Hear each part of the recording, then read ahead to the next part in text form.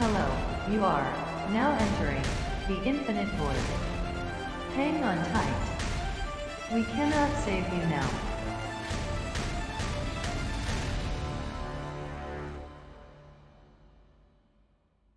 Hello and welcome to this week's episode. I'm your co-host Matty. And I'm your co-host Jacob, and today's episode is part 7 of our series, Humanity of the Future, Climate Crisis.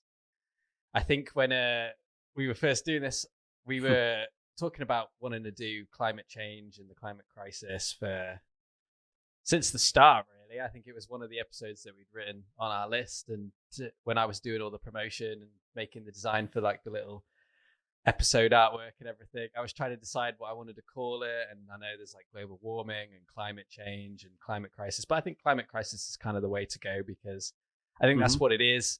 And I just want to do an opening little bit to anybody listening to this that does want to just come into the comment section or has a belief that climate change isn't real. Maybe this video is not for you, but hopefully you can stick around to watch it because I think me and Matty are going to talk about some important stuff. And I think everybody should be talking about this because it's probably fundamentally one of the most important things to our species and our existence.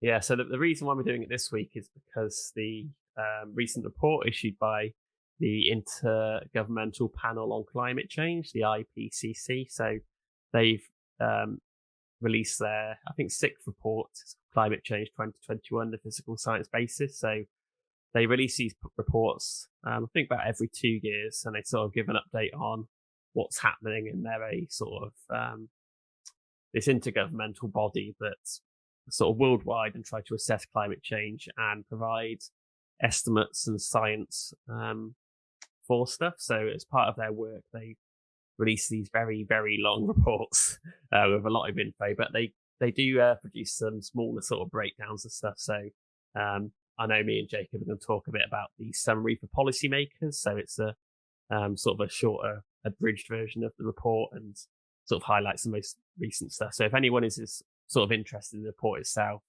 IPCC Summary for Policymakers 2021, you should be able to find it, and we might link to that or something on our socials as well. That'll probably be helpful. Yeah, I'll definitely drop it in the description below on everything. So if you're listening, it should be there, and if you're watching on YouTube, it should be below the video. But yeah, we thought we'd kick it off with like a general what is climate change description starter, because I love to stick one of these at the beginning of every episode. But climate change essentially includes both global warming and by human induced emissions of greenhouse gases. So it kind of basically results in large scale shifts in weather patterns. Through previous periods of climate change since the mid 20th century, humans have had an unprecedented impact on Earth's climate systems and caused change on the global structure. Large drivers of warming is the emissions of gases that create a greenhouse effect, of which more than 90% are carbon dioxide and methane. So it's basically fossil fuels burning like coals, oils, and natural gases for energy consumption in the main sources of these emissions.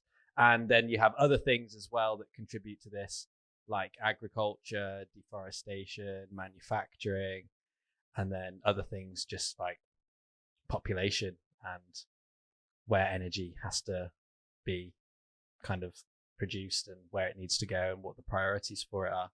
And there's a really good graph for anybody that would like to see a cool little understanding too, that is actually on Wikipedia. Shout out to Wikipedia, and it's on Reddit. And it basically shows like kind of like what a stock would look like for anybody that is just listening right now, of 3 different trajectories. So observed temperatures, what natural drivers would be contributing from 1850 to now, and then what human drivers would be contributing to 1850 to now. And it shows a very good representation of a pretty steep incline of human contributing factors in comparison to natural drivers. Because I do understand that there's a big argument online for people that want to say that this is completely natural and it's a cycle and this happens regardless. And why that, whilst that might be partly true, I think there is a lot of evidence now to kind of show that we are immensely speeding everything up. Mm-hmm. Yeah. Yeah, I think that's a decent summary of sort of everything. But yeah, reading this report, it doesn't look good. It's it's not great. So yeah, but basically this report, my sort of takeaway messages from it is we're at the point now where we are already seeing and we know that it's going to be bad. Like there's no sort of sugarcoating this, and I'm usually quite the optimist, and a lot can be changed and a lot there is potential for goodness, but it's going to be bad, very quite bad. But quite how bad it's going to be is sort of dependent on the action we take very, very quickly. So one of the things that have come out of this report is that we're starting to see effects that we didn't think would happen yet. Yeah. So looking at things like particularly sort of melting of glaciers and ice sheets in the Arctic and Greenland. What we're seeing happening now, we're not expecting to see for another 50 or 60 years. Yeah. And there hasn't been a big change in the predictions in terms of the sort of the big one being sort of rise in temperatures over the next sort of few decades. But there's been a change in sort of what those temperatures correlate to. And so when sort of a lot of the climate policy stuff was drawn up with the Paris Agreement and things, we targeted 1.5 degrees sort of increase in temperature with an absolute maximum of 2 degrees. That was seen as as I said, that's going to be bad. that's not going to be great, but it's manageable. What this report is showing is that at 1.5 degrees, the effects are going to be more like what we thought would be at 3 degrees in terms of the impact on stuff. And it's going to happen a lot sooner than we probably thought it would do. So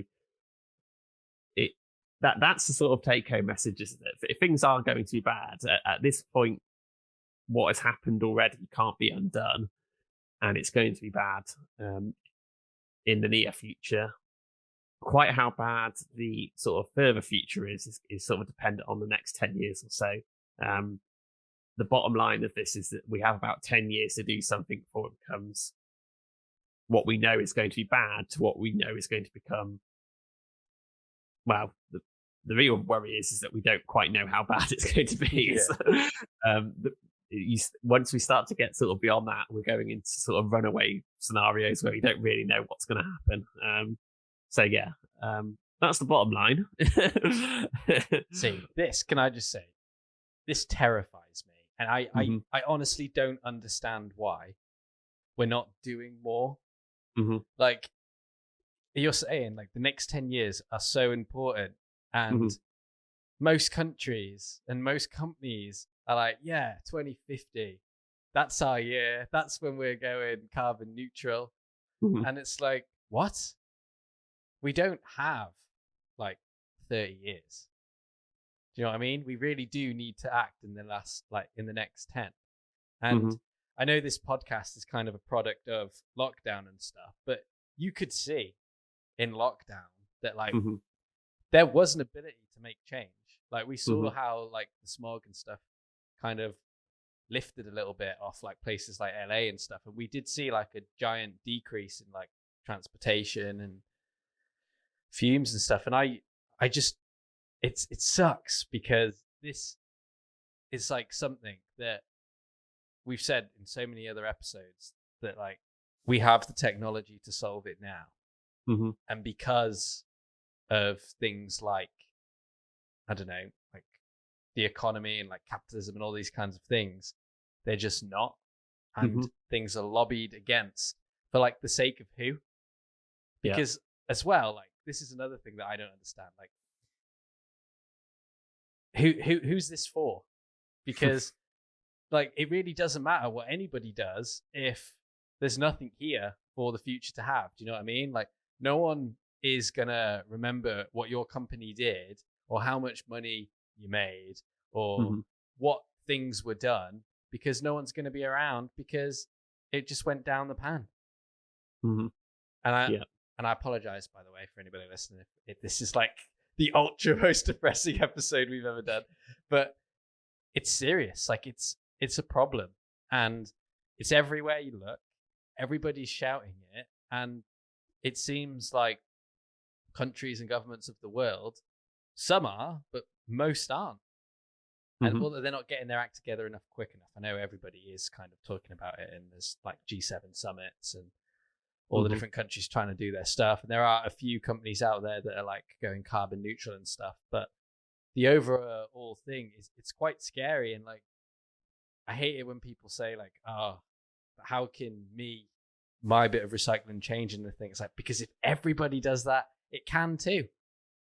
Like, I know that's also like a silly thing to say, but it can too. Like, if you start at the like macro level and you like work your way up, and I feel like there does seem to be a bit of a shift in consciousness, and I do feel like there are going to be more people in the next couple of years like actually protesting and writing to the governments and stuff and asking for change when it comes to this kind of stuff. Maybe that's just lockdown and people have done some more soul searching and stuff, but I do see a bit of a trend where more people seem to be unhappy with it than are like against it now. Yeah, it does seem to have changed over the last couple of years a bit. But yeah, and there is a point of like people sort of taking responsibility, but and this is a part of the report, is that we're at the point now where we need action on countrywide level. You know, the one that really annoys me is Germany. Like, you talked about the G7 conference and sort of Angela Merkel and other sort of German leaders talk about sort of green energy and changing things, and then they decide to close all their nuclear power stations and revert back to coal. Like, when you look at like Germany's greenhouse gas emissions, they've risen hugely over the last couple of years because they've closed down their nuclear sites. Like, and it just makes zero sense. It's like, and yeah, there is a sort of part of me is a little bit optimistic that things are changing and things are beginning to change, but they're just happening nowhere near fast enough. And I'm sort of looking at one of the tables in the report now. The good scenario, the absolute best case scenario, which would basically mean that starting tomorrow, we very, very drastically begin to reduce carbon emissions. So this would be sort of, you know, things like governments come out, put trillions of pounds into this, and starting tomorrow, we begin to phase out fossil fuels, which obviously isn't going to happen. The best estimate is 1.5 degrees of warming. The sort of medium estimate, which would be better than what we're planning to do at the moment, gives a long term, so 2081 to 2100, get temperature rise of 2.7 degrees. The things that we're doing at the moment are more sort of 3 or 4 degrees of warming. So, and that's the sort of worrying level of, that's when things can go very, very badly. Like, even at 1.5 degrees, we know that flooding's a big one. Places like Bangladesh are going to be underwater at that level, and a few 100 million people are going to be displaced. That's the good. that's the good situation. That is like, starting tomorrow, we really try and tackle this. But yeah, and again, like, it seems, you know, we're filming this at the moment. This has been out for about a week or so now. You know, it made headlines at a time, lots of news and stuff, and then in the last like couple of days, it's disappeared again, and you know, everyone's back to normal and doesn't seem to be bothered about it. But yeah, and then that's the other thing too about this as well. Like, it really does affect everyone. Like, if you haven't been scrolling through like social media this year and have seen like floods, wildfires, like tropical storms, hurricanes, everything gets worse. Do you know what I mean? When the temperature rises, it's not just like, oh, it'll just get a little bit hotter. Like, no, there'll be extreme weathers everywhere. Like, there'll be like Category 5 hurricanes and tropical storms all the time. They won't be occasional. There'll be like, as you're saying, mass flooding, displacing people. There's going to be so much land and property lost to like fires as well. Do you know what I mean? Like, we've seen America on fire, we've seen Australia on fire, we've seen the Amazon on fire, and it just seems like it doesn't really matter where you are, kind of thing. And that's what surprises me about all of this, is like the urgency just doesn't seem to be there overall. Like, you can even read here about how like the soil's going to change. Do you know what I mean? And like, it's going to be hard to grow things.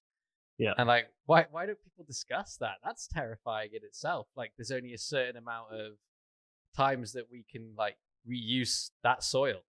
And like, I am often one of those people that will sit there and be like, I'm sure we'll somehow figure it out. I don't like to put all my eggs in one basket and be that guy that's like, technology's going to save us.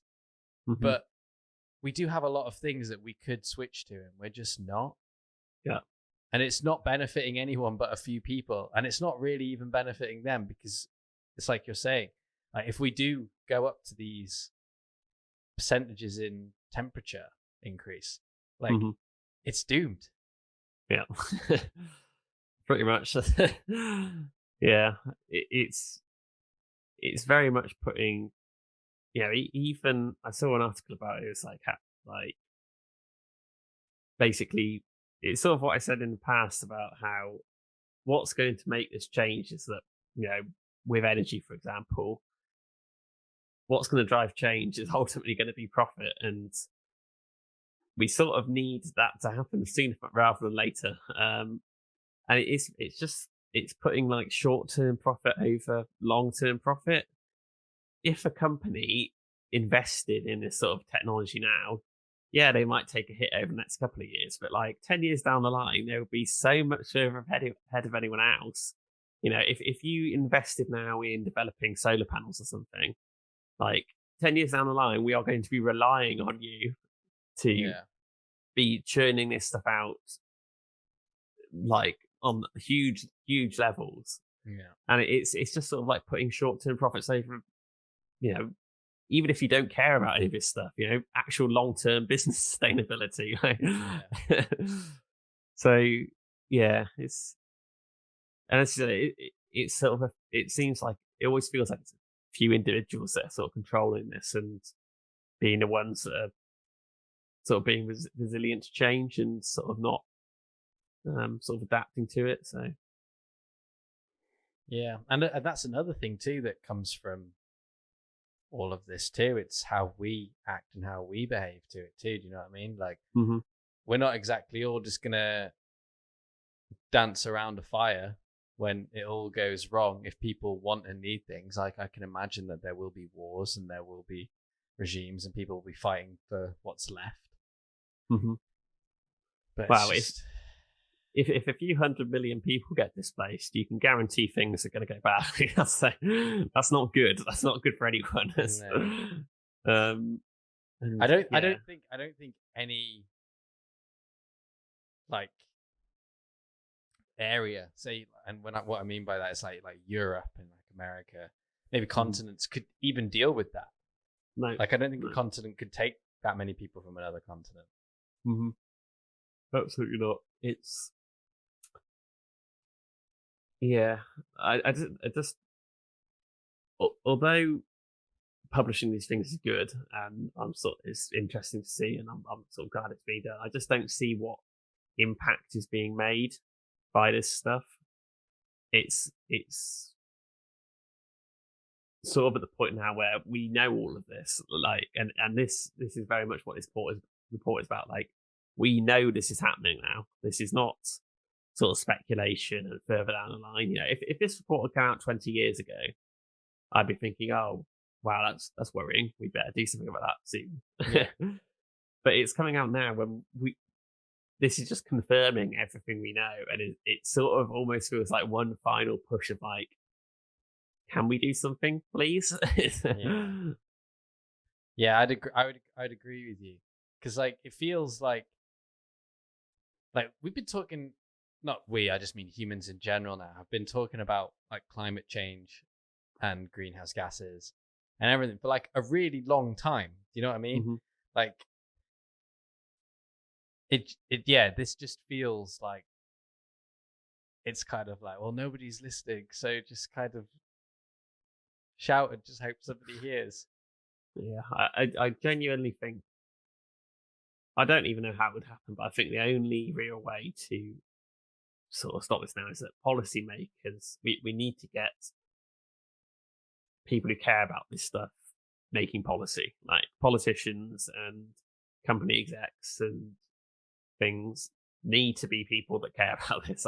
I don't see any other way, and I don't know how that's going to happen, really, but it seems like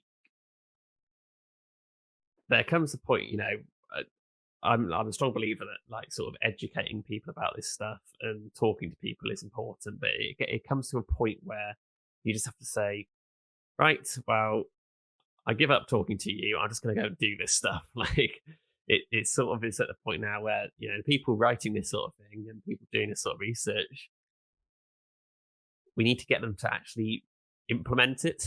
Yeah. I don't know, elect them. I don't know, like get these people actually not sort of communicating change and sort of driving change, but actually like doing change, because it's sort of falling on deaf ears, I think, at this point, where I don't think, maybe we said at the start, that it seems like people aren't getting it and people maybe aren't understanding sort of urgency.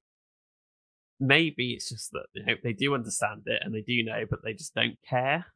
And if that's the case, then no amounts of sort of driving of the issue or educating or trying to communicate this stuff is going to make any difference. Yeah, because it's not a matter of, oh, they don't understand it. It's the fact that they do understand it, they just choosing not to do anything about it. Yeah, I don't know if it's just like my marketing mind, because it's the kind of stuff that I do, but like looking at this report, like it's very in depth, and this is like the summary version. Do you know what I mean? There's and I can imagine for a lot of people, never mind like reading what the headline of it is, actually going in and reading it is like two different things. And even if they just have an interest in it and they go and read it, the way that some of it is worded, which I understand it has to be, also probably wouldn't make sense to a lot of people. Like whilst we've been having this discussion, I've been kind of like reading little bits that have like caught my eye and stuff, and like there's so much stuff in this. Like if people were to go and read this, there's stuff about how like sea levels have increased, how like what tropical storms are going to be like in certain areas, how like certain like mid-level storms have increased in the 80s in certain areas, what these temperature rises will mean for certain places, how much greenhouse gases are in the air, who can be blamed for the ice sheet in Greenland melting. Like there is so much in this, and I genuinely believe if like every human knew about this stuff, they would want to do something about it, like 100%. But I think everybody has got to like do better too. Do you know what I mean? I think like this is kind of like where the responsibility would kind of fall on like our shoulders too, because it's how we can also purvey this, and how other people that maybe understand it can purvey it to people that maybe don't, so they can go away and explain it to other people too. Do you know what I mean? And I think that needs to happen. Like we've seen in the last 5 years, there's been like this massive push. I don't know if you've noticed, in like the way that like space exploration is presented online, like the way it's designed, it's very easy to understand. There's a certain look to it, and everybody gets it. And I think we're slowly starting to move into that with like climate change and renewable companies and stuff. Like there is an aesthetic online, and there is a certain way that people do things. But I think there needs to be more collaboration with how scientists can get the data out, because it is heavy, but people need to understand it. Yeah. Yeah, so. I agree. Yeah. Yeah, it is good stuff. It is good this stuff is coming out. And yeah, I think, to be honest, that is the most important thing for sort of ordinary people to do, is just try and push this as an agenda and try and push change, because that is one thing that you can do and make an impact and sort of do something about. So I wonder if in like other countries that are like you know, have like leaders and stuff that kind of decide, like dictatorships and stuff like that, I wonder if they don't even know, because that information is kind of like not allowed to them. Do you know what I mean? Yeah. I don't know. I wonder that too, because like obviously there's big amounts of the population as well that don't have internet access and stuff, and I wonder what the percentages of people on planet Earth don't even know, but it's like it's just happening. Yeah, particularly somewhere like China, for example, where sort of censorship is so rife, and a lot of their sort of growth and sort of sustainability is based on cheap energy and sort of extraction of stuff. Yeah, like it'd be interesting. But yeah, and the thing is that a lot of those countries are ones which I'm not saying they're at fault for this stuff, because ultimately sort of the West, America and Europe have been, over the sort of years, have put out a lot more greenhouse gases than even China has. But in particular, a lot of these sort of developing countries are going to be the ones that maybe have the biggest impact going forward, because if we get them onto a green path, that's, in, say, for example, Africa, with developing countries there, if we get them onto a green path and start them there, that's a whole continent's worth of sort of fossil fuels that have been mitigated against. Whereas, as their population booms, and we've said in the past about how some African cities are going to have populations of nearly 100 million people, if we can get them started in the right way so that they're not reliant on these things, and that's, maybe even more of an impact than anything else we can do going forward, because it's arguably even easier, trying to rework all of Europe's sort of electrical distribution system from what we have now is arguably harder than building a new one somewhere else and making it green to begin with. So no, interesting you say that, actually, like about like places like bunny hopping and stuff like that, because I was watching a podcast that Lex Fridman was on, and they were talking about this too, and they were saying that this is kind of like a new idea that's building in the Bitcoiner world, and they were saying how like you could use cryptocurrency to fuel the general public population so that they have like more money in the economy than the actual government does, to be able to kind of be like, listen, we don't need that anymore, kind of thing. We've got this which operates outside of your regulation, and we can make those decisions to go ahead with these policies like without you, which I thought was quite an interesting way of doing it. Because when you mentioned Africa, then I know that that's what people are kind of talking about, not just with cryptocurrencies, because I know Cardino is a massive one out there, isn't it? But I know that they're like looking at kind of they are skipping like parts of the Industrial Revolution to go straight to like greener energies and stuff like that. But yeah, it's one of those ones for me that is like, first, like a kick in the teeth, and then secondly, it's like an embarrassment towards the species, because like people that say it's impossible for us to like get our act together, like we've done it. Like you've seen like America and Russia collaborate on a space program. Do you know what I mean? You've seen that happen, and like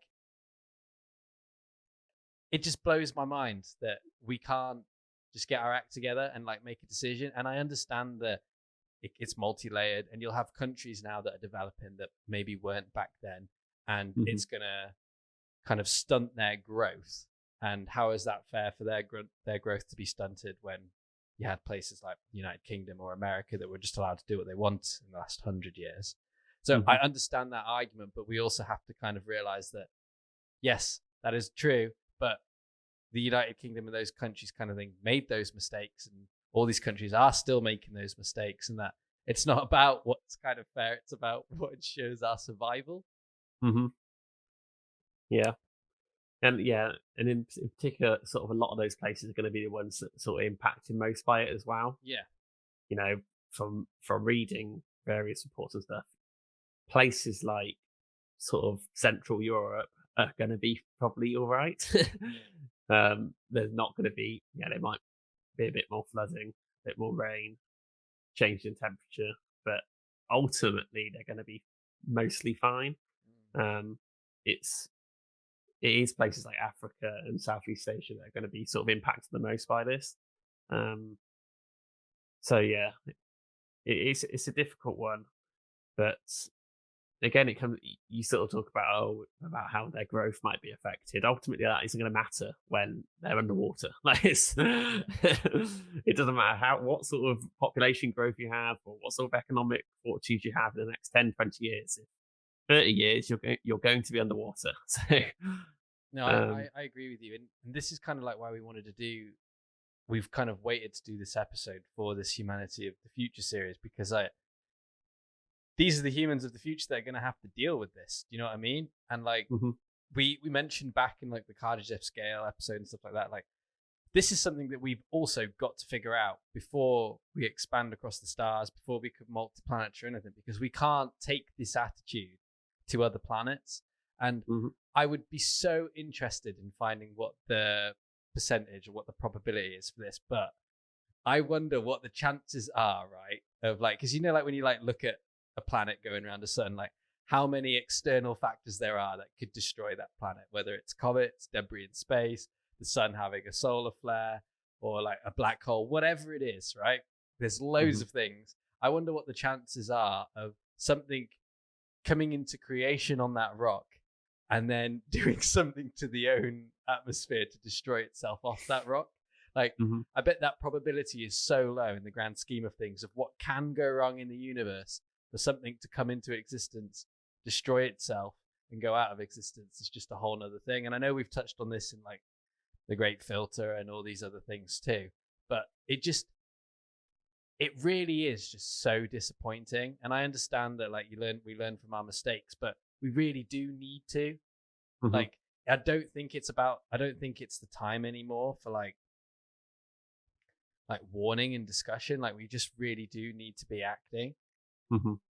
And I just, I don't know what the way to go is about it is either, because like I respect what like Extinction Rebellion, like I expect what their messaging is, but when you meet people sometimes with like aggression, I know sometimes it's urgent and it's needed, but when you're meeting people with aggression, you're only going to get met with aggression. Do you know what I mean? And I sometimes feel like that doesn't help either, because it's the same with all of the problems in Earth.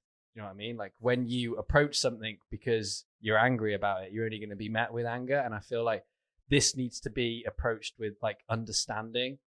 And like you're saying, like people just need to be educated about it too. Like if you really want to learn it, people should check out this report. We shouldn't just be reading like what some headline is on some newspaper that's getting shared on social media because it gets clicks.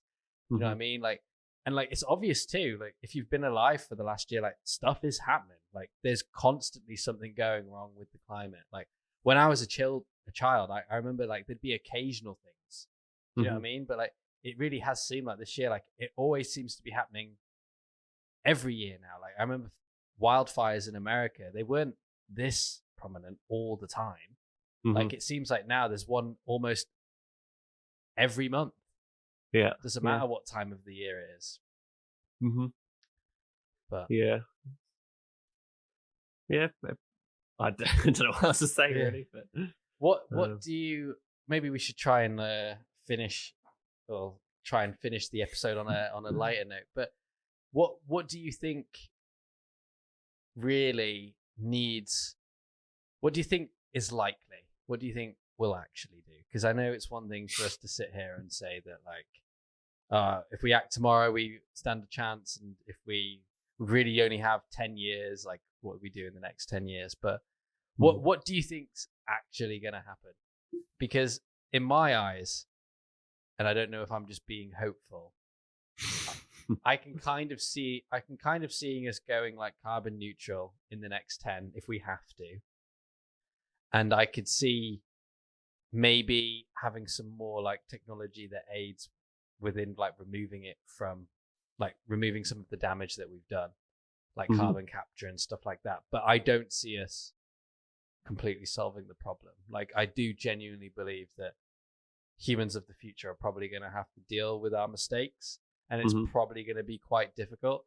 And if we let it go to like 2 or 3 degrees, like there are some reports are predicting and stuff, like it might actually be better to live on the Mars or on the moon than it would be to live here.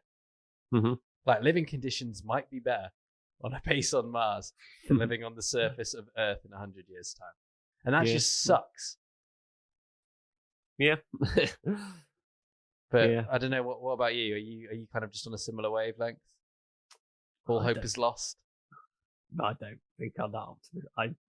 If I was going to say it in one word, I think it'd be catastrophe. Like, I genuinely think that by 2050, we're going to be seeing near to 1 billion people sort of severely affected by this.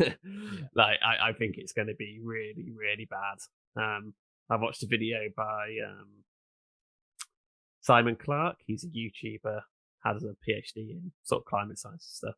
He's a video on this report recently, and he sort of compared it to, he was quite hopeful, but he sort of compared it to our response to the pandemic, in that there were like early warning signs, and then it got a bit worse and things started to happen, and we sort of started to make some changes, and some things started to sort of change, and that's sort of where we're at now, so sort of like March of 2020 is sort of where we were at now, in that some things starting to happen. It's obviously not good, but we're sort of differing a bit and just making small changes. And I think very quickly it's become apparent that this is bad, like very bad, and we're going to have to take very, very drastic action. But by the time we get to doing that, it will already have sort of kicked into motion and be too late. And I think we will get to the point where you say about the carbon capture and stuff, and I'm sort of semi-confident for the very long-term future. I've like beyond 100 years, like 250 years sort of thing. I think we probably will get there, but I think it's going to be that sort of change is going to be caused by the necessity of the next 50 years. It will get to a point where we can't not do this stuff, and not even like the way we're doing now, where like, oh, we really need to be doing something. Like, it will be a case of like, oh, we do this stuff, or large areas are going to be underwater, in the case that like we build it or they are underwater. So yeah, I think it's going to be bad. I think it's going to be very bad. Yeah, no, I'm in agreement with you. But yeah, for anybody that would actually like to go and check out this report, because it's extensive. This is only the summary, and it's 42 pages. It is the IPCC Climate Change 2021, the Physical Science Basis Summary for Policymakers. So go and check that out. But yeah, I think we should probably leave it there, because otherwise we're just going to get more and more depressed as we go along, because there's nothing positive about this. It just needs to be something that we work towards and we think about changing. So yeah, hopefully everyone listening, we haven't made you too depressed, and hopefully you learned something from this. And if you already knew all this, then good for you. share this with everybody and kind of get people thinking about it and talking about it, and see where your friends lie and your family lie with this. Ask them how they feel about it and what they think, because I think it's important to have that discussion and make this more so a topic that everybody talks about, you know? But yeah, so thank you for listening to this episode. If you're watching on YouTube, make sure you give us a thumbs up for the video, as it helps with being found in the algorithm. And if you want to let us know how you feel about climate change, that's probably a dangerous thing to say, but let us know how you feel in the comment section below. If you're listening on Apple Podcasts, make sure to give us a nice review. And if you're listening on Spotify, make sure to follow us so you get new episodes showing in your library. If you want to follow us on social media, it's at Infinite Void Pod on both Instagram and Twitter. And if you want to follow This Week on Planet Earth, which is our little news segment over on YouTube, that's at Twoke News on Instagram. And if you want to send us an email, it's the Infinite Void Podcast at gmail.com. If you want to send us more of like a lengthier thing, or you want to inquire about being a guest, or you think you have a good person that you want to suggest to us as a guest, you can do that there. You can also contact me at Jacob E. Carson on all social medias, and you can contact Matty at the Matty JMP. And yeah, we will catch you in the Infinite Void next episode. Hey everyone, we wanted to take a moment to tell you about our brand new Patreon page.